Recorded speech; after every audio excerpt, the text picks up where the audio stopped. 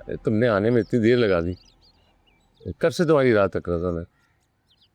जानती हूँ, पर क्या करती, पहली दफा बेटी के घर गई थी ना, तो दामाद ने पकड़ के बिठा लिया था। पता था आप इंतजार कर रहे होंगे। ठीक है ठीक है, दोनों ठीक तो है ना? अल्हम्दुलिल्लाह, चंद ही घंटों में पूरा घर सेट कर लिया दोनों ने। बहुत खुश थे। और जो खाना भेजा था ना आपने, आयान ने सारा ही चट कर लिया। शुक्रिया कह रहा था आपका। अरे माँ बाप को कौन शुक्रिया अदा करता है। मैं सिर्फ इस वजह से परेशान हो रहा हूँ कि मुस्कान इन दोनों उम्मीद से तो उसे किसी किस्म की कोई तकलीफ ना हो, कोई परेशानी ना हो। फिक्र ना करें, घर करीब में ही है, हर दूसरे तीसरे दिन चक्कर लगा लिया करूंगी।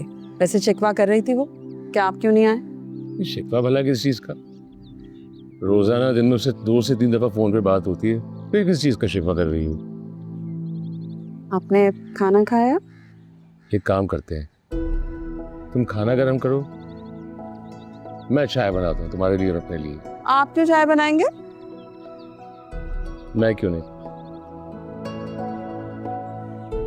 मुस्कान का फोन आया था मुझे, सीरत नबवी के बारे में मुझे कुछ बता रही थी। कहती है कि नबी पाक सल्लल्लाहु अलैहि वसल्लम घर के कामकाज में अपनी बीवियों की मदद किया करते थे। वैसे तुम तो सुन्नत का शोर मचाते रहते हैं, सुन्नत को फॉलो करो, सुन्नत को फॉलो करो।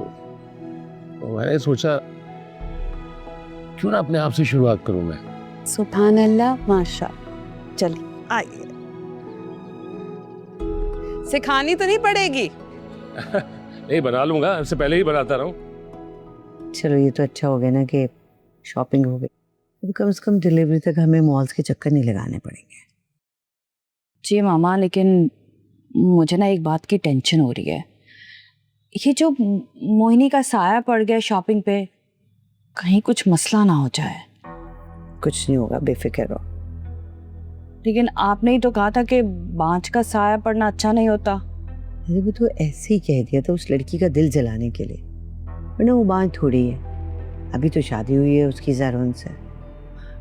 हाँ, लेकिन अभी तो कोई गुड न्यूज़ नहीं आई, तो इसका मतलब वो बांझ है ना।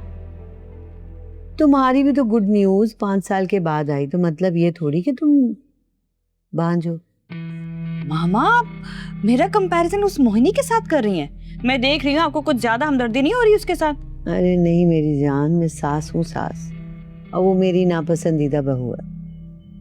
बस बेटे की पसंद है, इसलिए कुछ बातें ऐसी भी कह देती हूँ मैं उसको जलाने के लिए। उनका हकीकत से कोई ताल्लुक नहीं होता।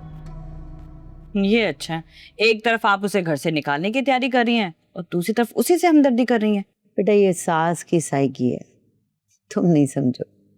और रही बात उसको घर से निकालने की, ये बात तो पक्की है। और तुमने जो कल रात उसके पीछे लगाया था भूत, उससे तो कोई कमाल नहीं दिखाया। दोनों खुशी खुशी गए, खुशी खुशी वापस भी आ गए। वो एक्चुअली मामा उसकी बाइक खराब हो गई थी रास्ते में, लेकिन आप फिक्र मत करें, सैलरी से पैसे काटूंगी मैं, वरना तो कल रात जरूर कोई ना कोई धमाल हो जाती घर पे। लगाओ उसको काम पे, वरना हमें किसी हडाराम की जरूरत नहीं अगर काम नहीं करेगा तो। हाँ, मैं करती हूँ उससे मैसेज।